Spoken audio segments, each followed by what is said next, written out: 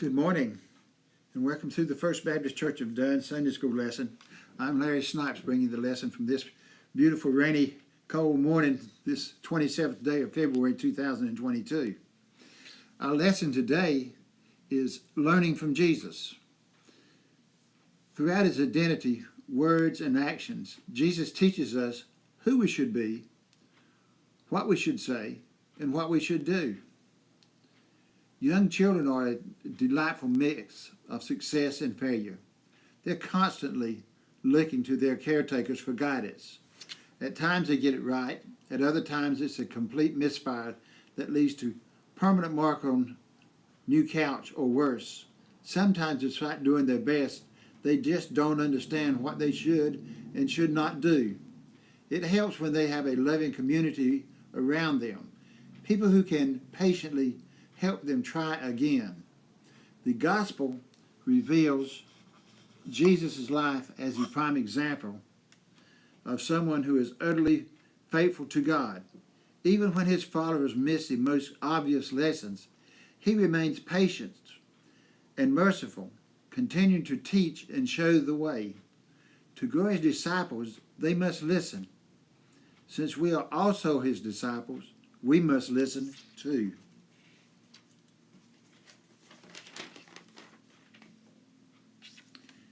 Peter, James, and John, who make up the inner circle of Jesus' disciples, follow him up a mountain as he goes to pray. At this point, it has been just over a week since Jesus prayed with the disciples. Peter declared that Jesus was the Messiah, and Jesus told them of his coming death and his resurrection. Jesus also describes what it means to follow him. Now, about 8 days after these sayings, Jesus took with him Peter and John and James and went up the mountain to pray. And while he was praying, the appearance of his face changed. His clothes became dazzling white. Suddenly they saw two men, Moses and Elijah, talking to him. They appeared in the glory and were speaking of his departure, which he is about to accomplish at Jerusalem. After these sayings refers to the discussion of Jesus' identity of his coming crucifixions and what it means to follow him that is found in the verses leading up to our lesson text. The gospel writers are not always explicit about their chronologically, so it's difficult to determine precisely how much teaching time Jesus spent with his disciples between the inauguration of his ministries and his death at Golgotha. However, by the time of the incidents in our text, Jesus has evidently spent a great deal of time with his disciples, teaching them through his experiences, his examples, his instructions. Yet Luke reminds us in our text for this lesson that school is still in session.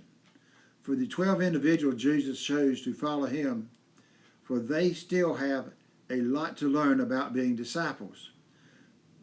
Through an experience on the mountain, an affirmation from God, and a demonstration of his power, Jesus continues his teaching ministries with the disciples as he prepares them to be effective agents for the kingdom when he will no longer be with them.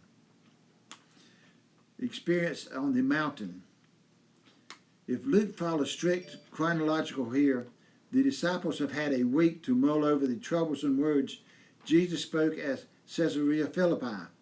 Jesus agreed with Peter's assessment that he is the Messiah, but then he explained to the disciples what kind of Messiah he will be. He told them he will die, that his death will be facilitated by the religious leaders of Israel, and these actions will fulfill God's plans for him. From the distance of time and the perspective, we cannot recapture the impact of these words on the disciples, but we can safely conclude that Jesus' predictions have perplexed them to a great extent. They need a marker to assure them that Jesus is indeed who they think he is, and that they made the right choice to put their trust in him. The transfiguration event becomes that marker. As he does on several occasions, Jesus takes Peter, James, and John with him to share a new experience in his life. As he does on all occasions of great significance in his life, Jesus turns his heart to the Father in prayer. As Jesus prayed, his body goes through a transformation. Luke explains that the appearance of his face has changed. Matthew and Mark, in their parallel account, both say that Jesus is transfigured, using the Greek word from which we get our word metamorphosis. Luke adds that Jesus' clothes became as bright as a flash of lightning. Evidently, the biblical writers strained their vocabulary to describe what occurred that day on the mountain. They wanted us to understand that Jesus' face and clothes reflected God's radiance, its presence. Suddenly, the disciples are not alone with Jesus. Two visitors stand with Jesus, and the disciples recognize him as Moses and Elijah. Moses was the supreme lawgiver of Israel. Elijah was the great prophet of Israel. Moses points to the past reception of the law of God, and Elijah points to the future fulfillment of God's plan of redemption. Their presence beside Jesus identifies him as the one who will fulfill God's plan of redemption. As Moses and Elijah converse with Jesus, they affirm that he will accomplish this redemption through his departure. The Greek word is exodus. When they talk about Jesus' exodus, they have in mind his death. What Jesus will accomplish in his death on the cross parallels what Moses accomplished in Exodus. Through the Exodus, God delivered God's people from the bondages of their slavery. Through this new Exodus, God will deliver God's people from the bondage of their sin. In the meantime, how did the disciples respond? Luke implies that they have been sleeping, as they will later do when Jesus takes them to Gethsemane to pray with him. Almost missed the lesson from the experience on the mountain. This foreshadowing of the ultimate glorification of Christ, thankfully the brilliance of the light or the sound of the voices in the conversations awakened them from their sleep. Our second set of scriptures is Luke 9:32 through 36, clouded understanding. Now Peter and his companions were weighed down with sleep, but since they had stayed awake, they saw his glory and the two men who stood with him. Just as they were leaving, Peter said to Jesus, "Master, is it good for us to be here? Let us make 3 dwellings, one for you, one for Moses, one for Elijah." Not knowing what he said, while he was saying this, a cloud came and overshadowed them, and they were terrified as they entered the cloud. Then from the cloud came a voice that said, "This is my son, my chosen. Listen to him." When the voice had spoken, Jesus was found alone, and they kept silent, and in those days told no one of any of the things they had seen. This transformation that they have seen with Jesus talks about the affirmation of God. In response to this glorious manifestation, Peter suggests that his disciples put up some type of tents and establish a new retreat center camp, transfiguration, so they can stay there and continue to bask in the glory of that moment. Peter's suggestion is misguided at 2 points. To begin with, Peter misunderstands the relationship between Jesus, Moses, and Elijah.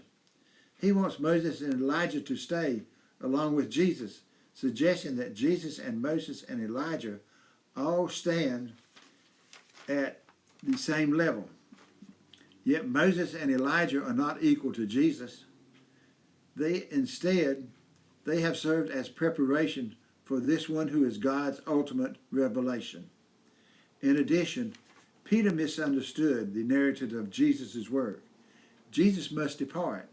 He must go to the cross to accomplish God's salvation. He cannot remain in the sheltered seclusion of the mountain with these 2 great characters from Israel's past. Instead, he must go to Jerusalem and accomplish God's purpose for his life. Peter had admirable intentions, but a misguided understanding. Luke appropriately explained that Peter does not know what he is saying. At this point, the experience takes an even more awe-inspiring turn. For Luke tells us that a cloud came upon and overshadowed them. In Jewish thought, the presence of a cloud connotates the presence of God. Moses goes up into a cloud to meet God to receive the Ten Commandments. When God enters the tabernacle, a cloud fills the place. When Solomon dedicates the temple, a cloud fills the temple. Therefore, the cloud on the mountain of transfiguration indicates that God is present. Out of the cloud comes a voice, obviously the voice of God, identifying Jesus as God's Son and ordering the disciples to listen to him. This command connects the promise found in Deuteronomy 18:15. The Lord your God will raise up for you a prophet like me from among your own people, and you shall heed such a prophet. And reminds the disciples that Jesus fulfills the Scripture's promise of a special prophet who will speak God's truth to God's people. The mood in verse 36 contrasts sharply with that in verse 35. The excitement of the event has excited. Now there is calm. The voice of God has ceased, and now there is silence. The brilliance of Jesus' appearance has faded, and now he appears like any other person. The heavenly visitors from the past are gone, and now Jesus and his disciples are alone. However, the disciples will not soon forget this event on the mountain when God gave them a glimpse of the glory of the one whom they have committed their lives and reminded them of Jesus' special place in God's unfolding plan. Our third and final spread of scriptures is bearing with them, Luke 9:37 through 43a. On the next day, when they had come down from the mountain, a great crowd met him. Just then a man from the crowd shouted, "Teacher, I beg you look at my son. He is my only child." Suddenly a spirit seizes him, and all at once he shrieks. It convulses him, and he foams at the mouth. It mauls him, and he will scarcely leave him. I beg your disciples to cast it out, but they could not. Jesus answered, "You faithless and perverse generations, how much longer must I be with you and bear with you? Bring your son here." While he was coming, the demon dashed him to the ground in convulsions. But Jesus rebuked the unclean spirit and healed the boy and gave him back to his father. And all were astounded at the greatness of God.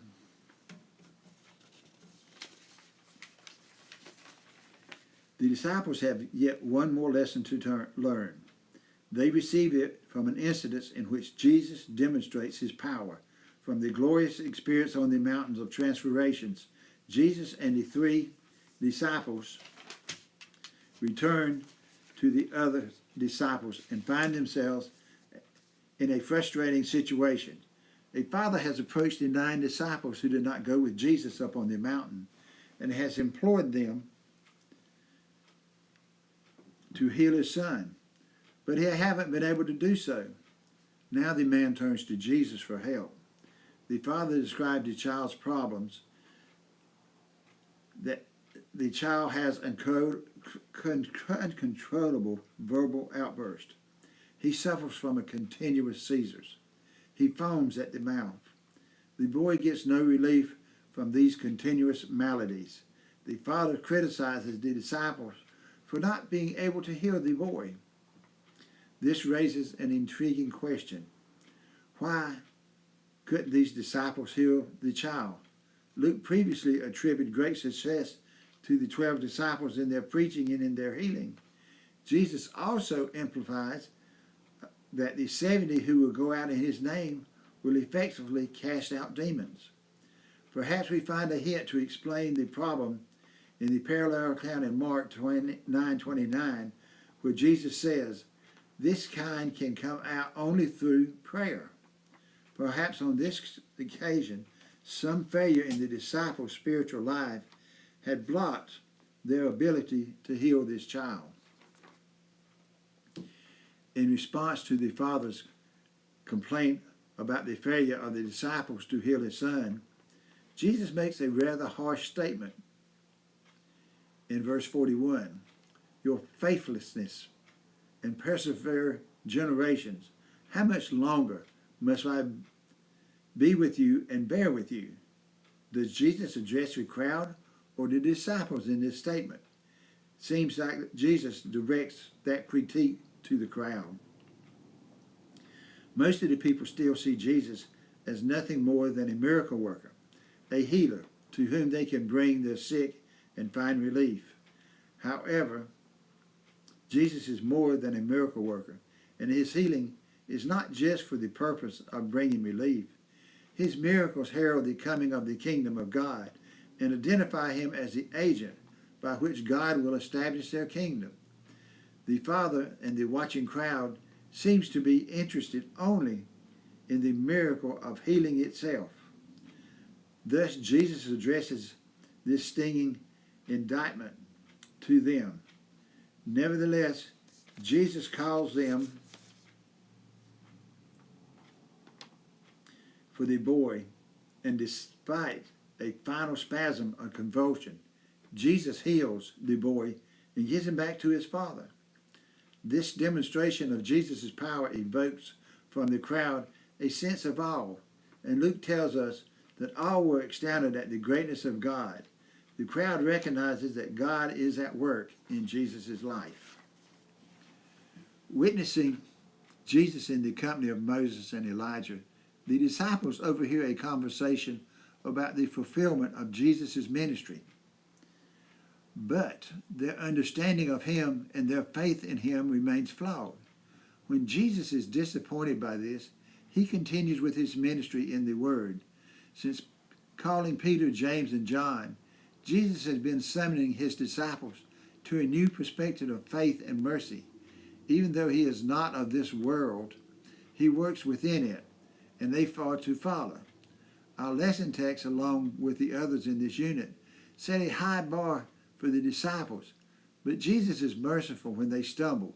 Jesus has more to teach them, and it will be crucial that the disciples remain aware of their own shortcomings and remember to listen closely. What lessons can we learn from our text? In this passage, we see a threefold testimony to the uniqueness of Jesus.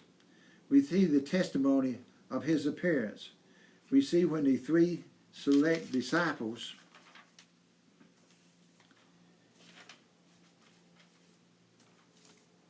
go up on the mountain to pray, they witness Jesus' altered appearance, his transformation face, and his dazzling clothes. This glorious radiance indicates God's unique presence in his life. We also see the testimony of his companions. Moses and Elijah appear with Jesus. Moses represented the law, and Elijah representing the prophets. In other words, they represent the revelation of God in the Old Testament period. However, they disappear, and only Jesus remains, testifying to his unique fulfillment of what God has accomplished through Moses and Elijah. In addition, we see the testimony of God's voice. At the baptism of Jesus, as his ministry begins,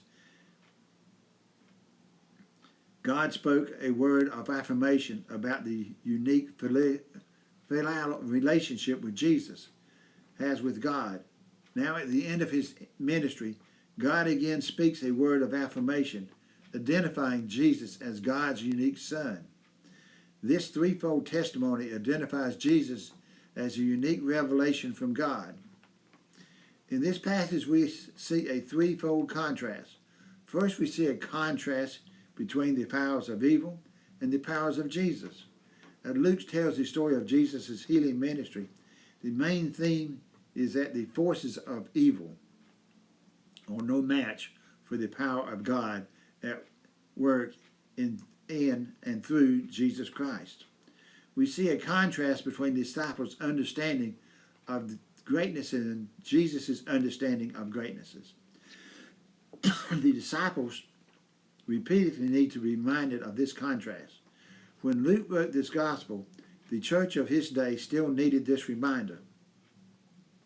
We certainly need that reminder today. Finally, we see a contrast between Jesus' disciples' perspectives of the kingdom and Jesus' perspective. The disciples' version of the kingdom puts it in a position of power and pictures the kingdom of consisting of people who are just like they are.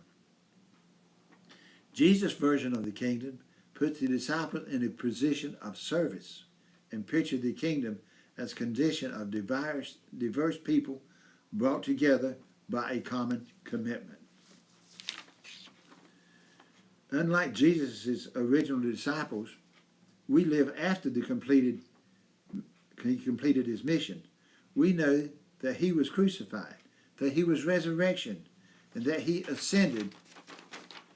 We have the advantage of seeing how everything turned out, but God's plan is still unfolding, and we can and should be watching and listening and growing.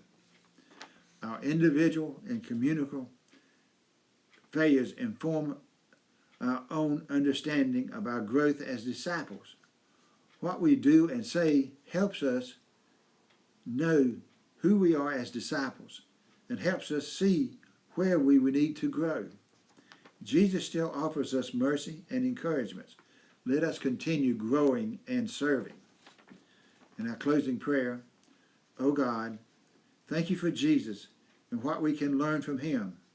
Help us to have our hearts and minds that listen to Jesus' life and words and give us the courage to follow him. Amen.